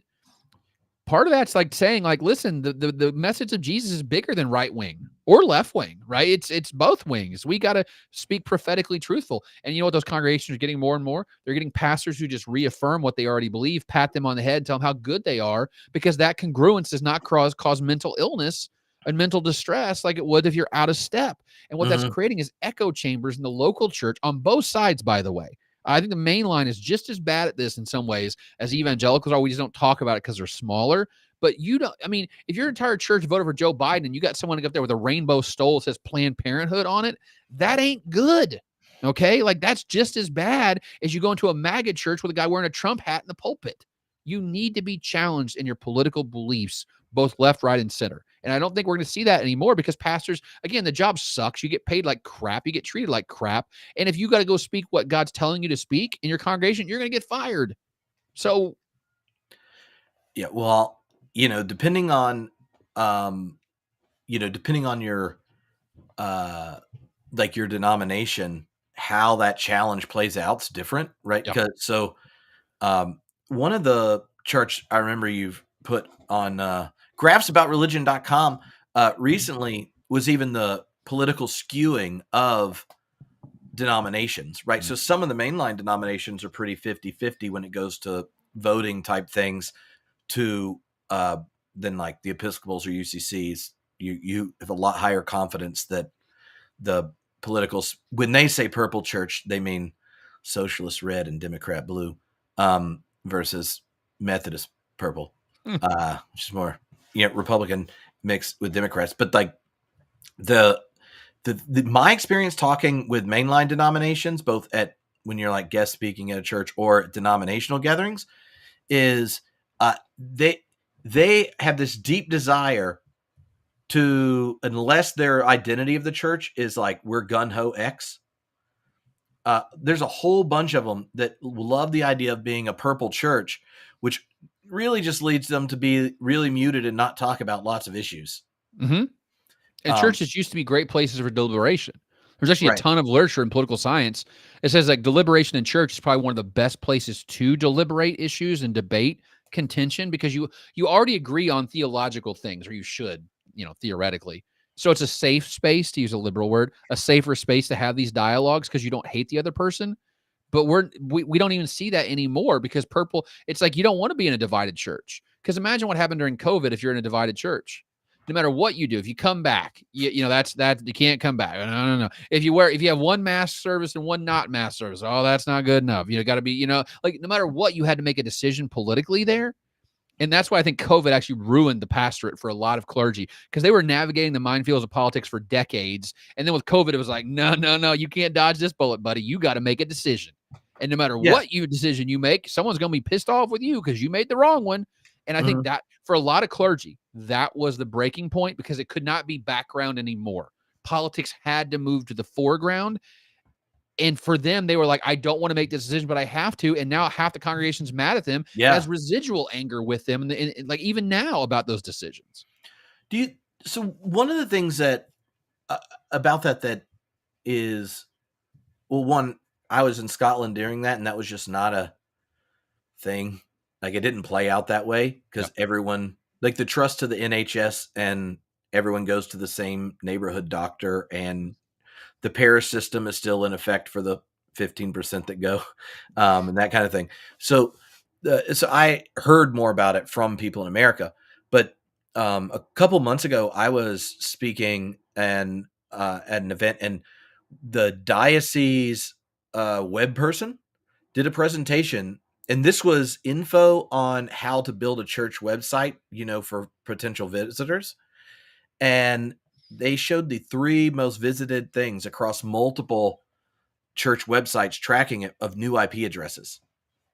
The first most visited thing, like either in search bar to click to or like search so you went directly to the page, Mm-hmm. is what's this church's stances on insert the most heated political topics like gay yay, gay no, Yeah. environment, that kind of thing.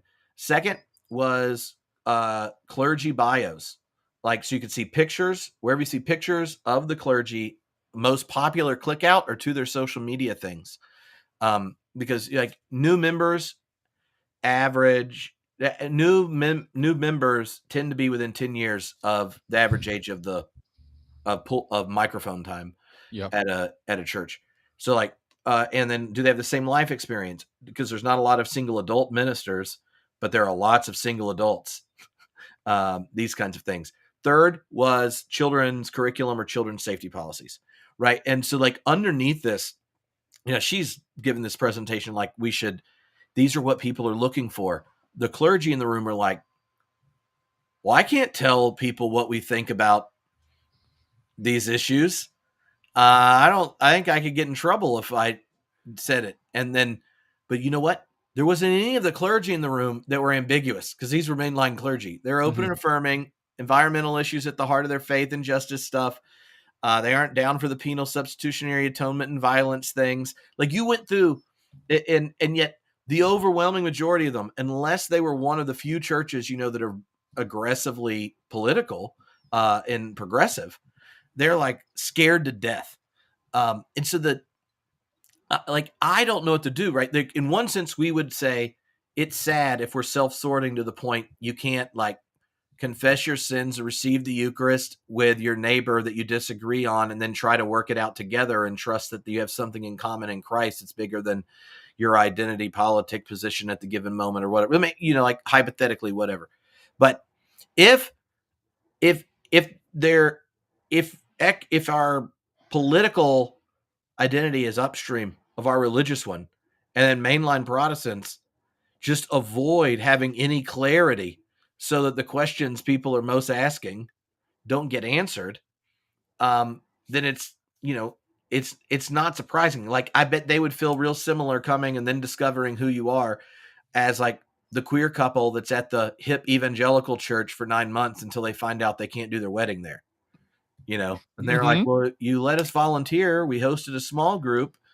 And so like I feel like part of what's happening is uh, more and more people just need to know, like, am I really welcome? Is this really my tribe? And I don't know how to relate to people that aren't on this.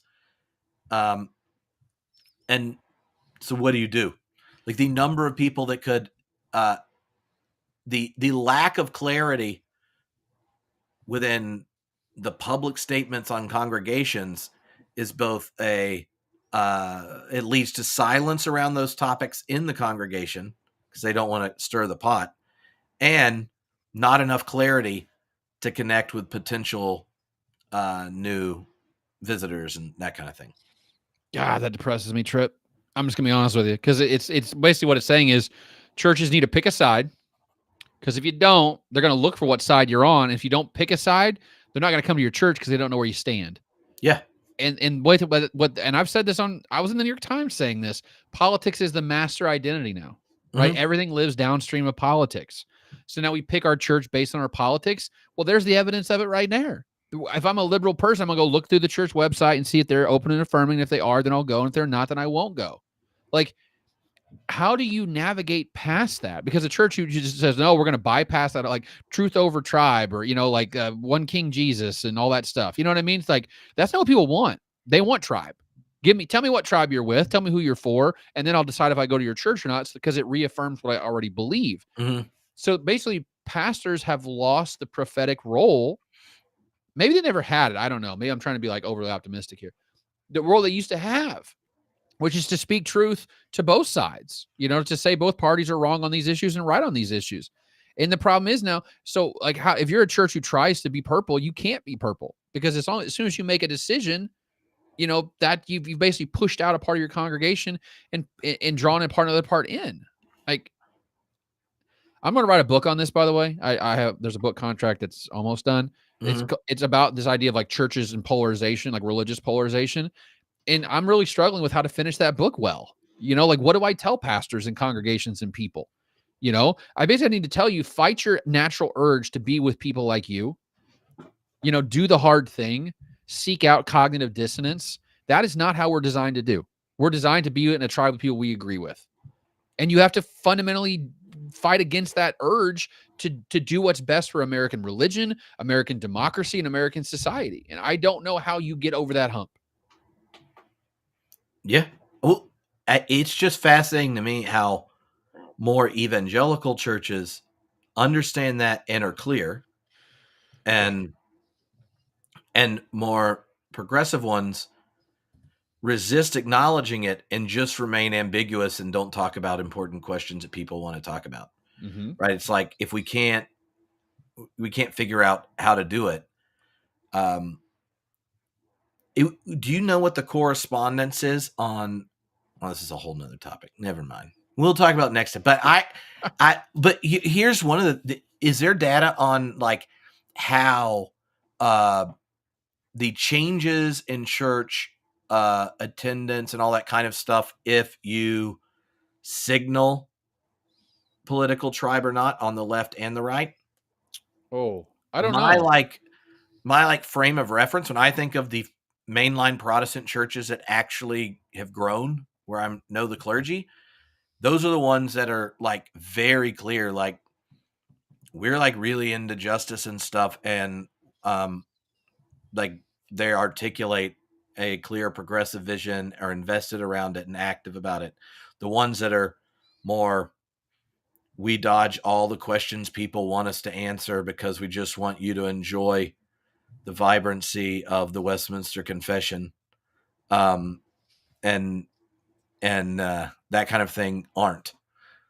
I Because will I get say this. invited to speak at both, right, where Yeah. they have like endowments to bring speakers in, Mm-hmm. and the ones that have young people, the ones that have the most individuals that weren't born in that denomination and Mm-hmm. found this church when they moved there, Mm-hmm. are the ones where, uh, you know, late night rants by Trip after things that turn into stuff I yelled at Ryan Burge when I got excited, or like what they came for. Yeah. And the other ones are like, can you not do that part? And those are the ones that they're paying endowment money, but the church isn't growing. And so just in my experience, that's the case. And then when I think of my friends that are conservative clergy friends, the ones I know that are like healthy growing churches, or like the ones that are most clear about what they're playing in the culture war of sorts. So I have to be vague about this because there's an NDA involved, but I worked on some data for a major mainline denomination that paid a significant amount of money to do a survey of what would bring people back to their church, specifically their denomination. And you know what the number one, like everyone goes, oh, it's because if we're LGBTQ affirming and we're very open and out about that, that's going to become attractive. Guess what? Didn't happen. The responses to that were very low. Like less than 10% of people said they would go back because they knew that denomination was LGBTQ affirming. Like that is not enough for young people to come back. So the unfortunate thing for the mainline is there is no panacea for them, right? There's not like one simple trick to get people back in your doors.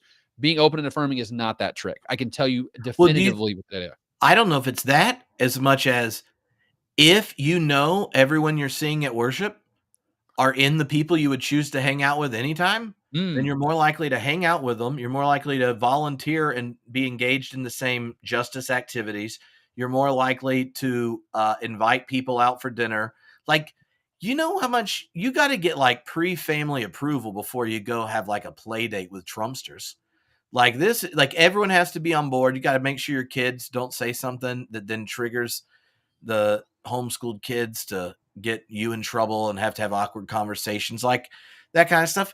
But if you know there's enough shared values in the church, the other things that lead to social bonding and invitation, you have shared values for volunteering, things you give money to, cultural things you experience. Like there's a whole host of TV shows and films and things that you talk about, and they skew towards your tribe. Music you'll go see, the things your kids do for extracurricular activities. Um, there's a reason I would have 20 kids that are in all the school's plays and things, and that's because we were the UCC church and had summer theater thing. Like so, like there. When you think of all the self sorting, clarity both of the congregation actually enables you not to like tolerate the ambiguity at worship, but it generates the confidence that you would actually want to hang out with them. And if you're progressive, your first time visiting a religious group, the chance it's at worship is small. You might meet them like I did a new members class for years in LA. I think maybe 20% of our new members came to worship without prior connection to people in the congregation. They met us at stuff we volunteered at. They were part of nonprofits we gave money and gave stuff to. They were community action or collective action organizing groups we facilitated in our space and cooked food for. Like all the things the UCC church with money and time do were first contacts for most of our new members.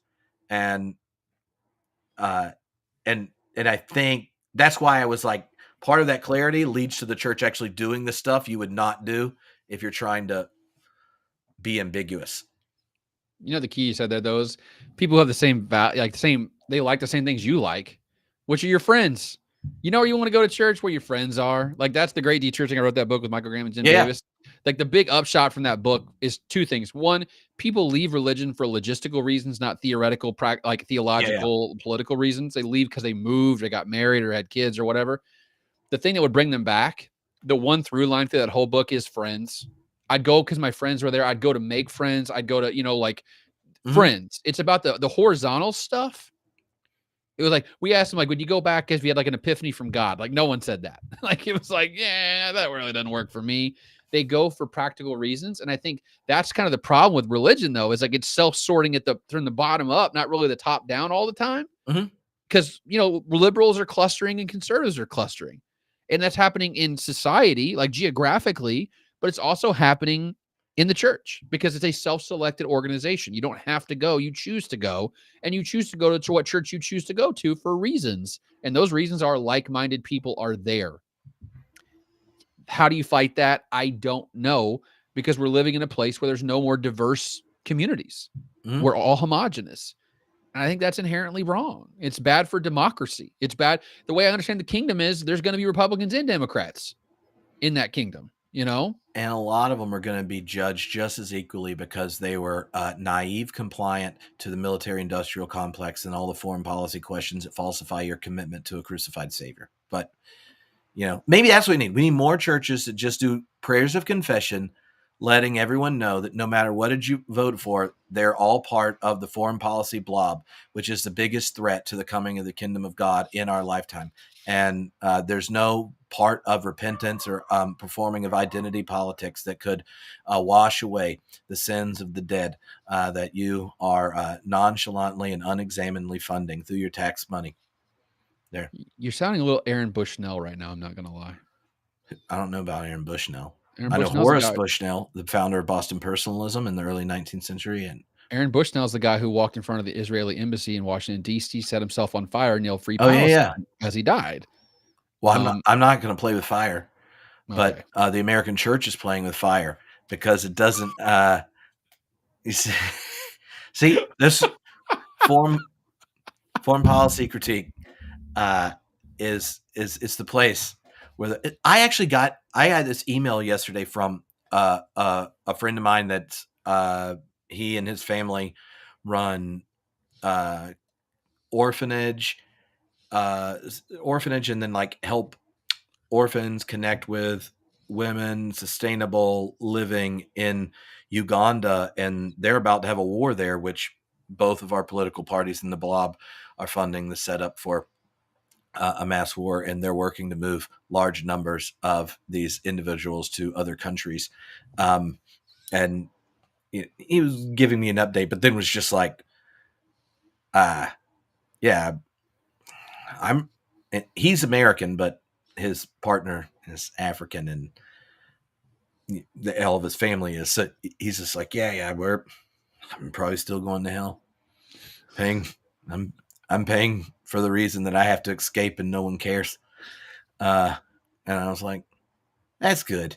I was like, it just feels good to have something. We're just all screwed for, just. This might be the least hopeful conversation I've ever had on a podcast trip, and so thank you for that. Well, I just wanted to say, like, this is my almost total depravity moment of the day. Don't worry. God, it's got to go up from here. He stands at the door and knocks. Says, "Who needs the blob running our foreign policy?" That's what.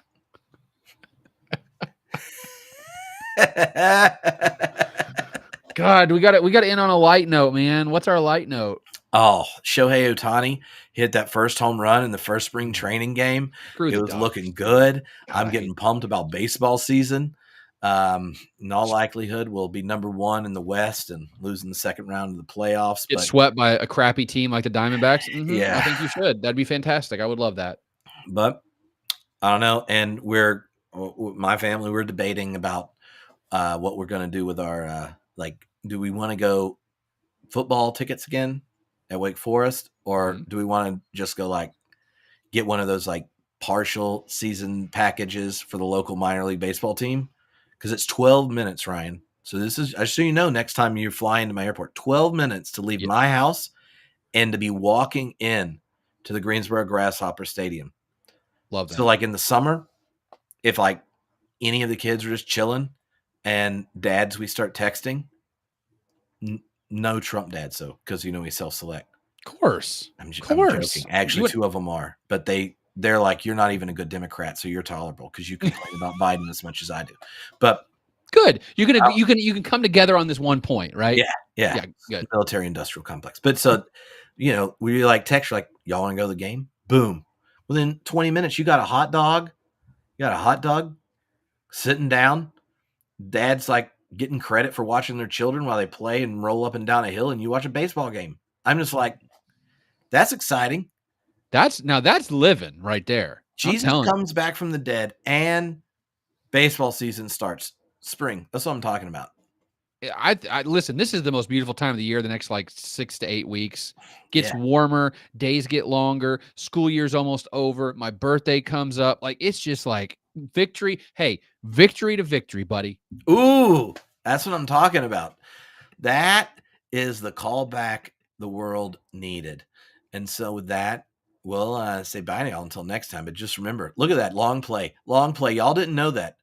We were like, oh, yeah, we'll talk about these things for an hour. Boom, an hour and 53 minutes later, we finally managed to reveal to you what the victory is. Done by the man, Ryan Burge, grassaboutReligion.com. grassaboutReligion.com.